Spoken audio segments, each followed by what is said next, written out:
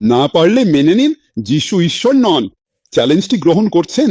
ঠিক আছে। ঠিক আছে। যিশু বললেন, আমি পিতার অনেক ভালো কাজ দেখিয়েছি, কোনটার জন্য আমাকে পাথর মারছো? আমি তো বলেছি আমি ঈশ্বরের পুত্র। বুঝে নাও, পিতা আমাতে আর আমি পিতাতে। যিশু বললেন, আমাকে দেখেছো বলে বিশ্বাস করেছো, না দেখে বিশ্বাসীরাই ধন্য। যিশু ঈশ্বরত্ব স্বীকার করেন। থমাস তাকে প্রভু ও ঈশ্বর ডাকলে তিনি মানেন, ঈশ্বর না হলে তিনি তাকে থামাতেন। আমি তো ঈশ্বর না। কোরআনের এমন কোনো বার্তা দেখান যা আমি মানি না, আমি এখনই তা মেনে নেব।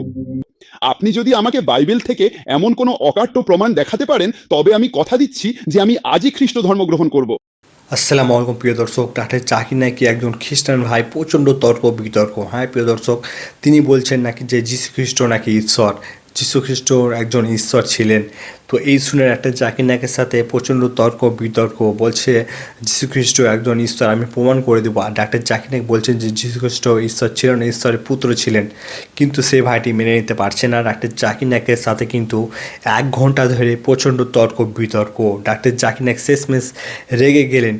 তো ডাক্তার জাকির নায়কের সাথে চ্যালেঞ্জ করছেন যে আমি আপনাকে প্রমাণ করে দেবো যে এই যীশু খ্রিস্ট হলো ঈশ্বর। তো ডাক্তার জাকির নায়ক তার চ্যালেঞ্জ অ্যাকসেপ্ট করেছেন। তো ডাক্তার জাকির নায়ক কী উত্তর দিবেন এই ভিডিওটি সম্পূর্ণ দেখলে কিন্তু বুঝতে পারবেন ডাক্তার জাকির নায়ক কঠিন উত্তর দিবেন সে খ্রিস্টান ভাইটিকে। তো এই ভিডিওটি সম্পূর্ণ নাটিনে লাস্ট পর্যন্ত দেখার অনুরোধ রইল। খ্রিস্টান ভাইটির চ্যালেঞ্জিং প্রশ্ন করেছেন 3 থেকে 4টি।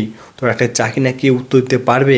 তো চলুন আগে ডাক্তার জাকির নায়ক প্রমাণ করুক যে যীশু খ্রিস্ট কি আসলে ঈশ্বর না তিনি ঈশ্বরের পুত্র ছিলেন। তো আমরা ডাক্তার জাকির নায়কের মুখ থেকে শুনে নেবো কি উত্তর দিলেন। ওড়িয়া ইউনির অধ্যাপক ডেভিড ডকার্টি, সেখানে ইংরেজি পড়াই।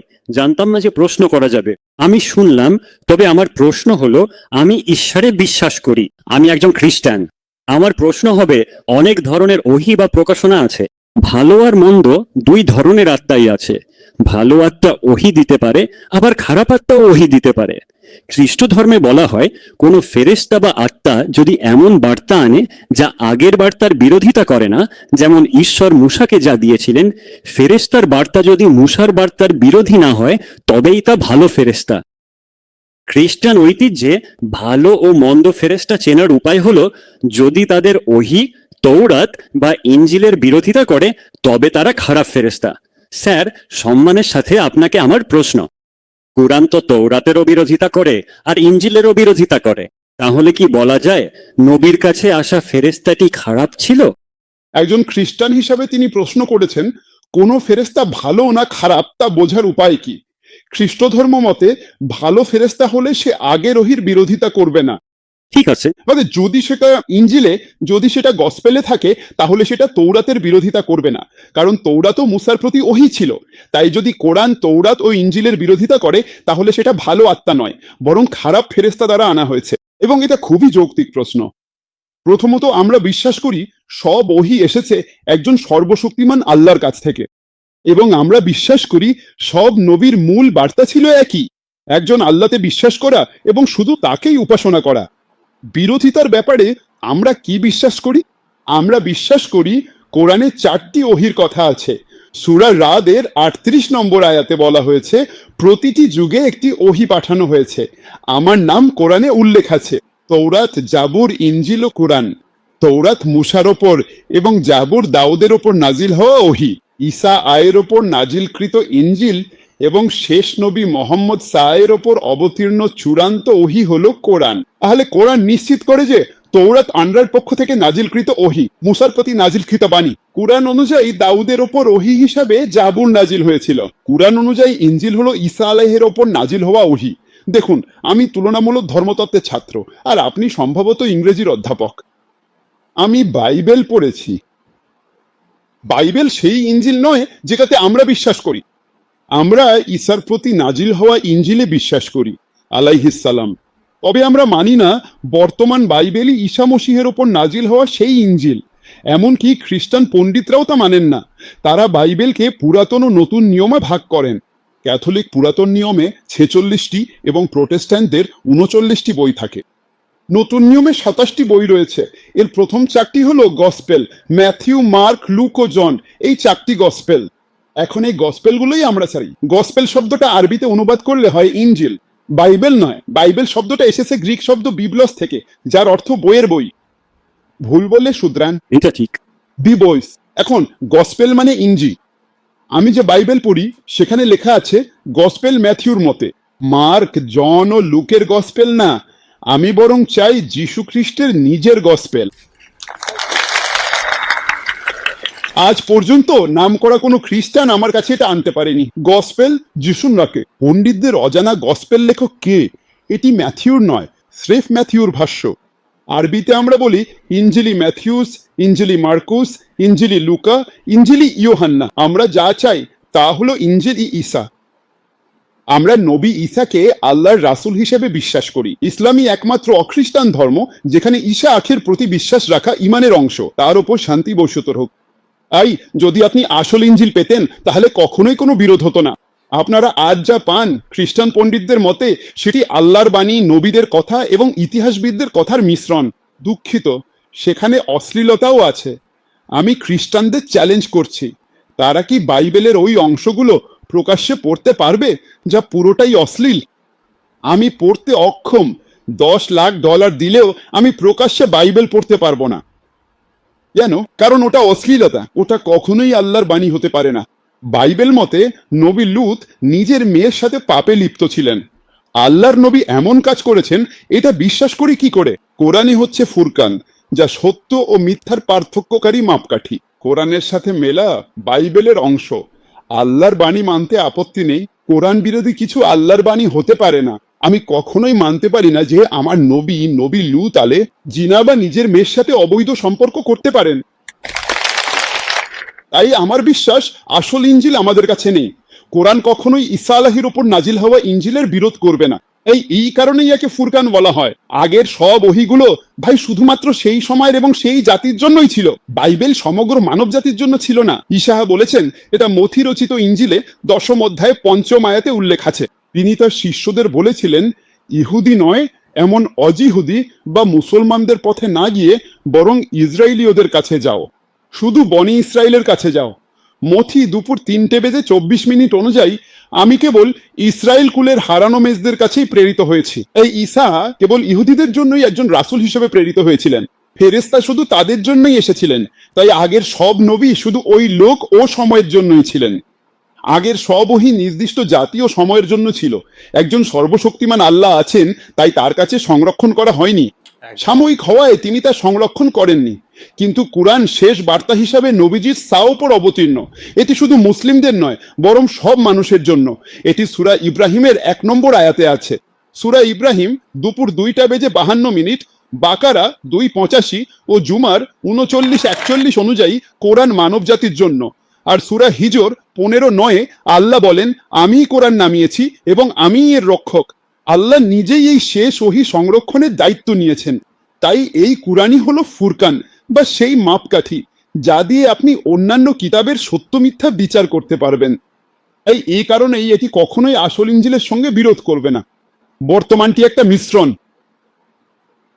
আমি কি কোরআন থেকে কিছু পড়তে পারি? নিশ্চয়ই। সূরা 5 নম্বর অধ্যায় এবং এটি 68 নম্বর আয়াত। সূরা 5 নম্বর অধ্যায়। আপনাকে অনেক ধন্যবাদ। এটাই বাইবেল। ধন্যবাদ, অনেক ধন্যবাদ। তাহলে সূরা 5 নম্বর অধ্যায় 68 নম্বর আয়াতে ইসলামের নবী মোহাম্মদ খ্রিস্টান ও ইহুদিদের উদ্দেশ্যে বলেন, একটু খুঁজে দেখি। তিনি বলেন, আসলে এটা আল্লাহ ইসলামের নবীর সাথে কথা বলছেন, তাই তো? তিনি বলেন, বলুন হে কিতাবের লোকেরা। এখানে খ্রিস্টান ও ইহুদিদের উদ্দেশ্যেই বলা হচ্ছে, বলুন হে কিতাবের লোকেরা, তোমাদের কোনো ভিত্তি নেই দাঁড়ানোর যদি না তোমরা আইন মেনে চলো। আর ইঞ্জিলও তোমাদের রবের পাঠানো বাণীর ওপরও। এই ওহী তোমার রবের পক্ষ থেকে আসা, যা ইসলামের নবী 610-620 খ্রিস্টাব্দের মধ্যে বলেছিলেন। এর অর্থ হলো নবী মুহাম্মদ সাল্লাল্লাহু সাল্লাম যখন এটি বলেছিলেন তখন আহলে কেতাবদের ধর্মগ্রন্থ তাদের কাছে ছিল। নইলে তিনি কেন বলতেন, হে কেতাবধারীগণ, তোমাদের কোনো ভিত্তি নেই যতক্ষণ না তোমরা তাওরাত, ইঞ্জিল এবং তোমাদের কাছে আসা সব ওহী মেনে চলো। অর্থাৎ 610 খ্রিস্টাব্দে নবী মুহাম্মদ সাহের সময় ইহুদি ও খ্রিস্টানদের কাছে তাদের ধর্মগ্রন্থ ছিল যাতে তারা তা অনুসরণ করতে পারে। নইলে নবী মোহাম্মদ সাহ এটা বলতেন না, তোমরা গিয়ে ওই কিতাবগুলোতে অটল থাকো। বুঝেছি। আমাদের কাছে এখনো বাইবেল টিকে আছে। 610 খ্রিস্টাব্দের অনেক আগেই বাইবেল ছিল। আমি সেটা জানি। আমি খ্রিস্ট ধর্মেরও বন্ধু। আর আমি খুব ভালো একটা প্রশ্ন করেছি। ঠিক আছে, তোমার প্রশ্নটা বুঝেছি। যে কোরআন বলছে খ্রিস্টানরা কেন তাদের ধর্মগ্রন্থের ওপর দৃঢ় থাকে না, ঠিক তো? মানে তোমার যুক্তি অনুযায়ী নবী মোহাম্মদের সময় ইঞ্জিল ও তাওরাত ছিল। হ্যাঁ। এখন উত্তর দেখ। হ্যাঁ। দেখো, কোরআনের শুধু একটা আয়াত বলা যায় না, কোরআন পুরোটা পড়তে হয়, ঠিক তো? একটা আয়াত তুলে নিলে, তুমি কি আমাকে শুনতে পাচ্ছ? শুনছি। আমি তোমাকে শুনতে পাচ্ছি, যদি তুমি পড়া শোনো তাই মনোযোগ দিতে পারবে না। হ্যাঁ। প্রফেসর ও। বাক্কা, ওকে। পড়া বা শোনা গেলেও মনোযোগ দিও না, পড়ে নাও, পরে বলবো। আচ্ছা, দেখবো। মনোযোগ দিন। কোরআন হলো ফুরকান, যা সত্য ও মিথ্যার পার্থক্যের মানদণ্ড। সহি বুখারিতে নবীর বাণীতে আছে, বাইবেল ও তাওরাত কোরআনের সাথে মিললে আমরা তা গ্রহণ করি, বিপরীত কিছু আমরা বর্জন করি। যা মেলে না বা বিরুদ্ধ নয় তা সঠিক বা ভুল হতে পারে। বাইবেলের যে অংশগুলো কোরআনের সাথে মিলে যায় সেগুলো নিয়ে আমরা একমত হতে পারি। কোরআনের সূরা ইমরানের 64 নম্বর আয়াতে বলা হয়েছে, হে কিতাবধারীরা, এসো এমন এক কথায় যা আমাদের ও তোমাদের মধ্যে অভিন্ন। প্রথম শর্ত হলো আমরা আল্লাহ ছাড়া আর কারোর ইবাদত করব না, যাতে আমরা তার সাথে কাউকে শরিক করি না। আমরা নিজেদের মধ্যে আল্লাহ ব্যতীত কাউকে রব হিসাবে মানি না। তারা বিমুখ হলে কোরআন বলছে, ইহুদি ও খ্রিস্টানদের বলো, এসো আমাদের ও তোমাদের মধ্যকার সাধারণ বিষয়ে একমত হই। নবী জানতেন তোমাদের কিতাব বিকৃত হলেও তাতে আল্লাহর কিছু বাণী আছে, তবে কোরআন কোথাও বলেনি যে তোমাদের পুরো গ্রন্থটিই আল্লাহর বাণী। মূল ওহী ছিল আল্লাহর বাণী। কিন্তু তোমাদের বর্তমান বইটি নিয়ে খ্রিস্টান পণ্ডিতদের মতে ঈসা আহার সময় বাইবেলের কিছুই লেখা হয়নি। সবচেয়ে পুরনোটি তার মৃত্যুর 70 বছর পরের। তাই সেখানে যা কোরআনের সাথে মিলে যায় আমরা তা আল্লাহর বাণী হিসাবে মানি। তোমার বিশ্বাস বাইবেল আর আমার বিশ্বাস কোরআন আল্লাহর বাণী, তাই চলুন সাধারণ বিষয়গুলো মেনে চলি। বাইবেল আর কোরআনের সাধারণ বিষয়গুলো যদি আপনি অনুসরণ করেন তবে আমরা দুজনেই একমত হব যে এগুলো আল্লাহর বাণী, তাই না? তো কোরআন বলে, এসো সাধারণ বিষয়ে এক হই। আমাদের 10টি বিশ্বাসের মধ্যে 5টি মিল আর 5টি অমিল থাকতে পারে। অন্তত এই 5টি বিষয় আমরা মেনে চলি। কোরআন এটাই বলছে, কিন্তু তুমি এই সাধারণ বিষয়গুলোও মানছো না। তাহলে তুমি নিজেকে কিভাবে খ্রিস্টান হলো, ঠিক তো? এখন আমি তোমাকে একটা প্রশ্ন করতে চাই, ঠিক আছে। তুমি কি যিশুকে ঈশ্বর মানো? হ্যাঁ। ইসলামই একমাত্র অখ্রিস্টান ধর্ম যেখানে যিশু খ্রিস্টের উপর বিশ্বাস রাখা ঈমানের অবিচ্ছেদ্য অংশ। যিশুকে বিশ্বাস না করলে কেউ মুসলিম হতে পারে না। আমরা বিশ্বাস করি তিনি আল্লাহর অন্যতম শ্রেষ্ঠ রাসূল। আমাদের বিশ্বাস তিনিই ছিলেন মসিহ। তিনি আল্লাহর অনুমতিতে মৃতকে জীবন দিয়েছিলেন। আমরা মানি তিনি আল্লাহর হুকুমে জন্মান্ধ ও কুষ্ঠরোগীদের সেরে তুলতেন। এখানে মুসলিম খ্রিস্টানরা একমত। তবে পার্থক্য কোথায়? মূলত তোমার মতো অনেক খ্রিস্টানই মনে করে যিশু নিজেকে ঈশ্বর দাবি করেছিলেন। আমি আপনাকে বলছি, সম্পূর্ণ বাইবেলে যিশু খ্রিস্ট, তার উপর শান্তি বর্ষিত হোক, নিজে কোথাও স্পষ্টভাবে বলেননি আমি ঈশ্বর বা সবসময় আমাকে উপাসনা করো। আমি যে কোনো খ্রিস্টানকে চ্যালেঞ্জ করছি, যদি কোনো খ্রিস্টান এমন কোনো স্পষ্ট বক্তব্য দেখাতে পারেন বাইবেলে কোথাও যিশু যদি স্পষ্টভাবে বলেন আমি ঈশ্বর বা আমার উপাসনা করো, তবে আমি জাকির নায়েক খ্রিস্ট ধর্ম গ্রহণ করতে প্রস্তুত। আমি কি বই পড়তে পারি? আমি আমার অন্যান্য মুসলিম ভাই বোনদের পক্ষ থেকে কথা বলছি না। ঠিক আছে, আমি কি এটা পড়তে পারি? দয়া করে আমাকে দিন। শেষ করতে দিন। আমি সময় দিচ্ছি। আমি আমার অন্যান্য ভাই বোনদের পক্ষ থেকে কথা বলছি না। আমি গিলোটিনে মাথা রাখছি। প্রশ্ন করার আগে চ্যালেঞ্জটা মনে রাখুন। আপনার উক্তি একটা স্পষ্ট দ্ব্যর্থহীন বক্তব্য দেখান। আর আপনার নবীদের ইংরেজি আমার চেয়ে ভালো একটা স্পষ্ট অস্পষ্টতাহীন বক্তব্য দেখান বাইবেলের যে কোনো জায়গা থেকে, যেখানে যীশু খ্রিস্ট নিজেই বলেছেন যে আমি ঈশ্বর, সবসময় আমার উপাসনা করো। যোহনের সুসমাচারে যীশু খ্রিস্ট এমনটাই বলেছেন। যোহন 14:28 এ যীশু বলেন আমার পিতা আমার চেয়ে মহান। যোহন 10:29 বলেন আমার পিতা সবার বড়। মথি 12:28 ঈশ্বরের আত্মায় শয়তান তাড়াই। লুক 11:20 আমি ঈশ্বরের আঙ্গুল দিয়ে শয়তান তাড়াই। যোহন সকাল 5:30 নিজে কিছুই পারি না, আমার বিচার সঠিক, কারণ আমি নিজের নয় বরং আল্লাহর ইচ্ছা পালন করি। যে তার ইচ্ছা মানে সেই মুসলিম। যিশু একজন মুসলিম। বাইবেলের অ্যাক্টস রাত 2:22 অনুযায়ী হে ইসরায়েলবাসী শোনো, নাসরতীয় যিশু ঈশ্বর মনোনীত একজন মানুষ, যার অলৌকিক কাজ ও নিদর্শনের সাক্ষী তোমরা নিজেরাই। পুরো বাইবেলের কোথাও যীশু খ্রিস্ট নিজের মুখে স্পষ্ট করে বলেননি যে আমি ঈশ্বর, অথবা তোমরা আমার উপাসনা করো। আপনি যদি আমাকে বাইবেল থেকে এমন কোনো অকাট্য প্রমাণ দেখাতে পারেন, তবে আমি কথা দিচ্ছি যে আমি আজই খ্রিস্ট ধর্ম গ্রহণ করব। না পারলে মেনে নিন যিশু ঈশ্বর নন। চ্যালেঞ্জটি গ্রহণ করছেন? ঠিক আছে, ঠিক আছে, ধন্যবাদ দাই। ঠিক আছে। তো আমরা বিশ্বাস করি, খ্রিস্টানরা বিশ্বাস করে যিশু ঈশ্বরের পুত্র এবং ঈশ্বর, অর্থাৎ ত্রিত্ববাদ। ঠিক আছে, ঠিক আছে। তাহলে জন অধ্যায় 10-এ এবং শুরুতে আমি কি একটু ধরে রাখতে পারি? হ্যাঁ, আমার মনে হয় 30।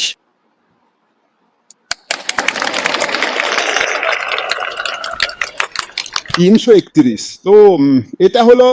এটা এটা ভালো একটা, কিন্তু আমি জন অধ্যায় থেকে পড়ছি, এটা ভালো। আপনি? আমি মুখস্থই বলছি। হ্যাঁ, আসলে আপনাকে অনেক ধন্যবাদ। আমি আপনাকে সাহায্য করছি ভাই। আপনাকে অনেক ধন্যবাদ। আমি জন অধ্যায় 10 আয়াত 34 থেকে পড়ছি। 33 নম্বর আয়াতে ইহুদিরা যিশুকে পাথর মারতে চায়। দেখুন এখানে কি বলা হয়েছে।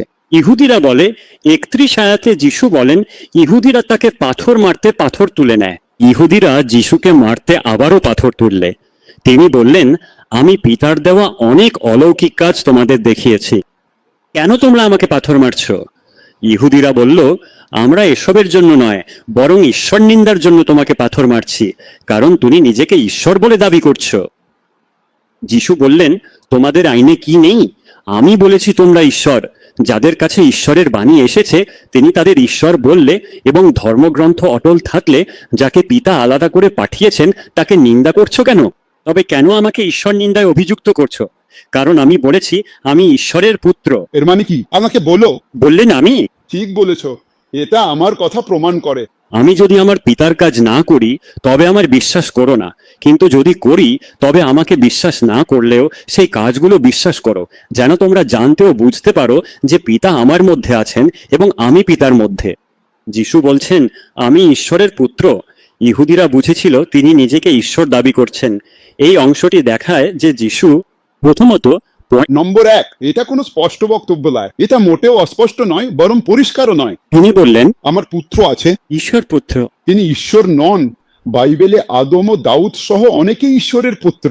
ইফ্রাইম খোদার সন্তান। রোমানদের 8 মতে যারা খোদার আত্মায় চালিত তারা সবাই তারই পুত্র। ঈশ্বরের আদেশ মানলে আমরা সবাই তার সন্তান। হিন্দিতে যেমন বেটা বা ছেলে বলা হয়, এটি অনেকটা সেই প্রবাদের মতো। মনে করো ওখানে একটা ছোট ছেলে আছে, সে যায়, ঠিক আছে, ছেলে উপরে চলে আয়, এর মানে কি? ছেলে। এর মানে জন্মদত্ত পুত্র না, এর মানে ছেলে।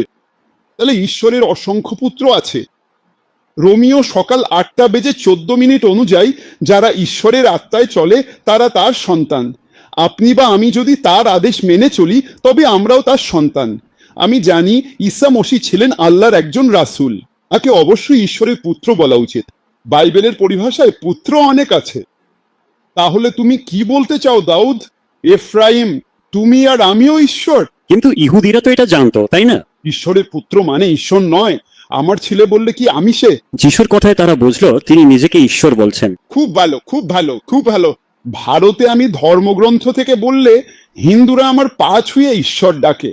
তাতে কি আমি ঈশ্বর হয়ে যাই? না, শোনো, এটা ভুল আর শির্ক। তুমি এভাবে বেদ থেকে উদ্ধৃতি দিচ্ছ।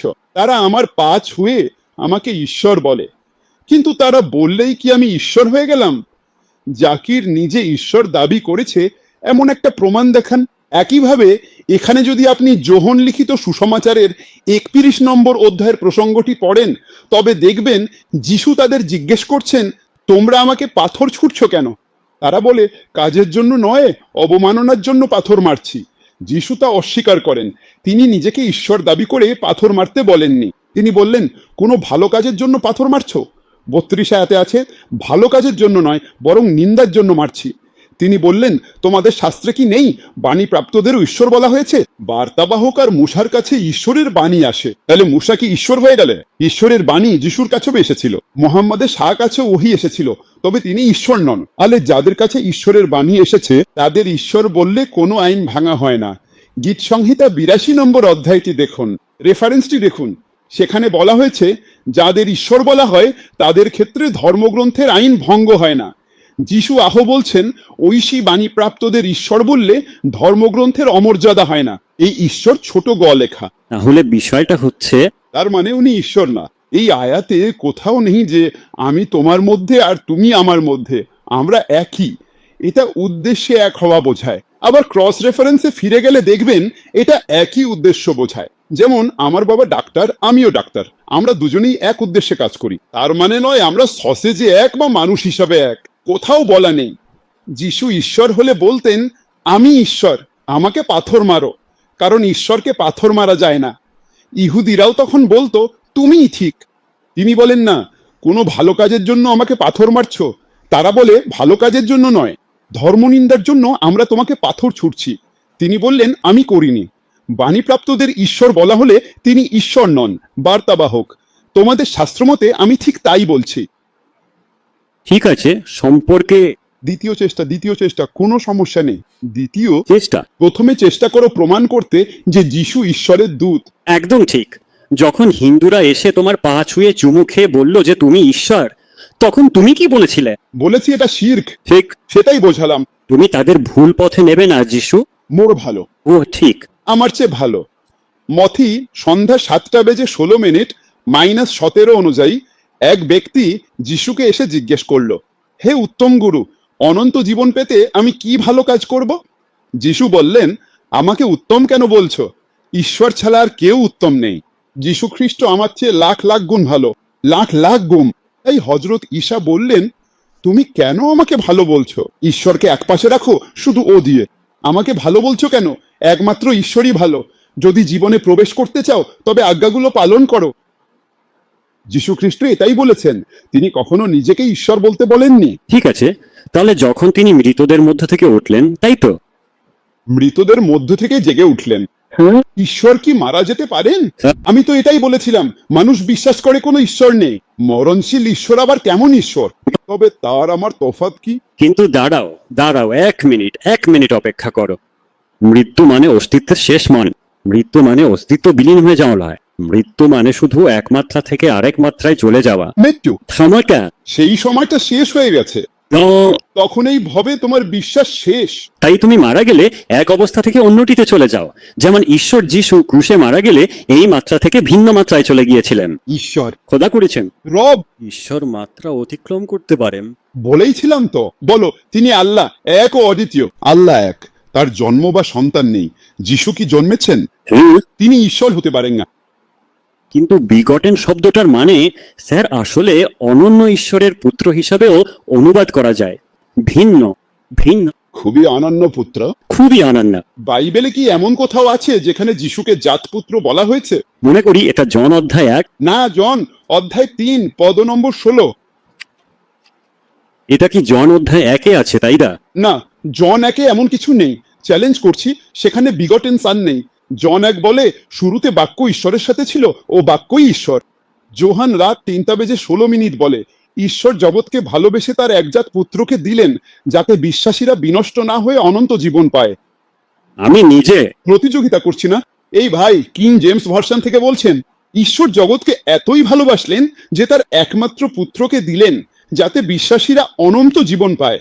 কিন্তু 32 জন পণ্ডিতের সংশোধিত আরএসবি সংস্করণ বলছে এই বেগটেন শব্দটি একটি মনোগড়া সংযোজন, তাই তারা এটি বাইবেল থেকে বাদ দিয়েছেন। ঠিক আছে। বেগটেন শব্দটাই যা কেবল বাইবেলে যিশু সম্পর্কে বলা হয়েছে, সেটি বাইবেল থেকে বাদ দেওয়া হয়েছে, এবং সংযোজন মানে বানানো, মন গড়া, যা কোরআনের আরো কাছাকাছি চলে আসছে। মুসলিম আর হিন্দুরা আপনার পায়ে চুমু খেয়ে আপনাকে ঈশ্বর বলেছিল, কিন্তু আপনি তা অস্বীকার করেছিলেন। ব্লাসফেমি। ব্লাসফেমি। ঠিক আছে, তাহলে শিষ্য থমাস যিশুর কাছে এসেছিল, তাই তো? হায় আল্লাহ। এটা হচ্ছে যোহন 20তম অধ্যায়, আর এটা শুরু হচ্ছে 24 নম্বর পদ থেকে আসলে 28 নম্বর পর্যন্ত।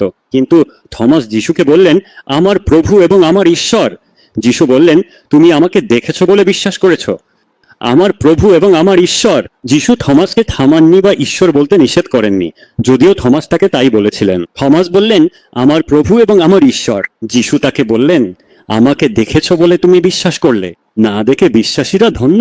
যিশু এখানে ঈশ্বরত্ব স্বীকার করলেন। এটা তা নয়। প্রসঙ্গটা পড়ুন। প্রসঙ্গটা পড়ুন। ঠিক আছে, যোহন 20 অধ্যায়ের 25 নম্বর আয়াত থেকে পড়া শুরু করুন। সেখানে বলা হয়েছে, আমি স্পর্শ করতে চাই, আমি স্পর্শ করে দেখতে চাই পেরেকের দাগ আছে কিনা। ধন্য যারা না দেখে বিশ্বাস করে, স্পর্শ করো। তারপর বললেন, হে মাবুদ, এর মানে কি? উদাহরণস্বরূপ, ওহ আমার ঈশ্বর, এখন 5টা বাজে। ওরা আমাকে ঈশ্বর বলে না, ঈশ্বরের সাথে কথা বলছি। ওহ খোদা, এখন 5টা বাজে, তাহলে বলবে না ডাকবে? আমাকে ঈশ্বর। ও খোদা, 5টা বললে কি ভাববেন আপনাকে ডাকছি? না, এটা স্রেফ অবাক হওয়া। তাই যখন তিনি যিশুকে স্পর্শ করে পেরেকের দাগ দেখেন, তখন ওহ আমার ঈশ্বর বলে তিনি আসলে তার ঈশ্বরকে ডাকছিলেন। এটা স্রেফ একটা বিস্ময়বোধক কথা। এটা ইংরেজি শিক্ষক নই। হায় খোদা বললেই কি আপনাকে খোদা বোঝায়? এটা কি ধর্মনিন্দা আর ঈশ্বর অবমাননা? ভুল নয়। এটা অপব্যবহার করো না। এখন 5টা বাজে, এটা কি ধর্মনিন্দা? কারণ তুমি শুধু ঈশ্বরের নাম বলেছো, কিন্তু পুরো গালি। ভালো কাজে ঈশ্বরের নাম নেব? ঈশ্বর, এখন যাই। হে, এটা মানা না। ভালো না কেন? এটা ভালো নয়। আচ্ছা, কোন ছন্দে বলা হয়েছে? ইহুদিরা বাইবেলে ঈশ্বরের নাম এলে তারা তা না বলে শুধু হাশেম বা নামটি বলে। তারা বিশ্বাস করে এটাই নাম, ইয়োহুয়া এলোহিম। কিন্তু টেট্রাগ্রামাটন বা ইয়াহুয়ে নামের ক্ষেত্রে তারা খুবই সচেতন। তাই থমাস যখন আমার প্রভু ও আমার ঈশ্বর বলেছিল, সেটা কোনো সাধারণ বিস্ময়সূচক কথা ছিল না। এটাই, যখন সে স্পর্শ করে তখন সে জানতে পারে। কিন্তু আর একটা কথা, এতে কি কাজ হবে? আমার চ্যালেঞ্জ হলো একটি স্পষ্ট ও সরাসরি বক্তব্য দেখান। এটা কোনো না, বাইবেলে যিশু নিজে কোথায় বলেছেন আমি ঈশ্বর? অন্যরা তো তাকে ঈশ্বর বলছে। এটা আমার চ্যালেঞ্জ মোটেও পূরণ করে না। চ্যালেঞ্জে হারলে মানুন যিশু ঈশ্বর নন। পৃথিবীতে থাকাকালীন যিশু নিজের জন্য সবচেয়ে বেশি কোন শব্দটি ব্যবহার করতেন? তাকে মানুষের পুত্র গাস্ত। মানুষের পুত্র। আপনার কথায় আসি, ইহুদি সাহিত্যে মানুষের পুত্র একটি ঐশ্বরিক চরিত্র। আমিও মানুষের পুত্র। দেখুন, জুডাইজম ও দেবত্ববাদ। চরিত্র কিন্তু আপনি জান, আপনাকে একটি স্পষ্ট দ্ব্যর্থহীন বক্তব্য দেখাতে হবে। আমি নিজেকে মানুষের সন্তান বলি, তার মানে কি আমি ঈশ্বর? আপনিও তো মানুষেরই সন্তান, তাই না? হ্যাঁ। তুমি কি ঈশ্বর? পাপ করছো, পাথর মারবো। যিশু প্রধান যাজককে নিজেকে মানুষের পুত্র বলায় তারা একে ধর্মনিন্দা বলেছিল, অর্থাৎ তারা এই উপাধিটার বিশেষ গুরুত্ব বুঝেছিল। মনুষ্যপুত্রের মানে আমি বলছি। দ্বিতীয় অর্থহীন। ঠিক আছে, আলে আপনি কি ইংরেজি বোঝেন? দ্বিত্বহীন বক্তব্য, স্পষ্ট বক্তব্য, কথা অস্পষ্ট। খোদা আরেকজন বলছে, এটা কি স্পষ্ট? আর যখন যীশুখ্রিস্ট বলেন, তিনি বলেন আমি ঈশ্বর, দুজনেই মানুষের পুত্র হলেও আপনি কি নিজেকে ঈশ্বর বলছেন? ঠিক আছে, পুরাতন নিয়মে ঠিক আছে। প্রিয় দর্শক, আপনারা দেখলেন ডাক্তার জাকির নায়েকের সে খ্রিস্টান ভাইটি কিন্তু প্রচণ্ড তর্ক বিতর্ক করছিল সেই খ্রিস্টান ভাইটির সাথে। সেই খ্রিস্টান ভাইটি কিন্তু এই প্রায় 1 ঘন্টা ধরে ডাক্তার জাকির নায়েকের সাথে তর্ক করছিলেন। তিনি বলছেন যে যীশু খ্রিস্ট নাকি তিনি ঈশ্বর, তিনি ঈশ্বরের পুত্র ছিলেন না। তিনি ডাক্তার জাকির নায়েককে প্রমাণ করছেন, যে চ্যালেঞ্জ করছিলেন যে যীশু খ্রিস্ট একজন ঈশ্বর, তিনি কোনো পুত্র ছিলেন না। তো ডাক্তার জাকির নায়েক প্রমাণ করে দিলেন যে যীশু খ্রিস্ট তিনি ঈশ্বর না, তিনি ঈশ্বরের পুত্র ছিলেন। তো ডাক্তার জাকির নায়েক মাসাল্লাহ খুবই সুন্দরভাবে উত্তর দিলেন। সে খ্রিস্টান ভাইটি কিন্তু চুপ হয়ে গেছে। ডাক্তার জাকির নায়েক কিন্তু প্রচণ্ড তর্ক বিতর্ক করার পর কিন্তু শেষমেশে কঠিন জবাব দিলেন সেই খ্রিস্টান ভাইটিকে। তো প্রিয় দর্শক, এই খ্রিস্টান ভাইটির চ্যালেঞ্জিং ভিডিওটি কেমন লাগলো তো অবশ্যই কিন্তু কমেন্ট বক্সে কমেন্ট করে জানিয়ে যাবেন। ডাক্তার জাকির নায়েকের নিত্য নতুন সবার আগে ভিডিও পেতে হলে কিন্তু আমাদের আল্লাহ চ্যানেলকে সাবস্ক্রাইব করতে ভুলবেন না। আমরা এই চ্যানেলে শিক্ষামূলক খুবই গুরুত্বপূর্ণ টপিকে ইসলাম প্রচারিক ভিডিও আপলোড করে থাকি। তো অবশ্যই আমাদের আল্লাহ চ্যানেলকে সাবস্ক্রাইব করতে ভুলবেন না। তো ভিডিওটিকে বেশি বেশি করে শেয়ার করে দেবেন, আমাদের মা বোন থেকে দেখার সুযোগ করে দিবেন। তো দেখা হবে নতুন একটি ভিডিওর সাথে।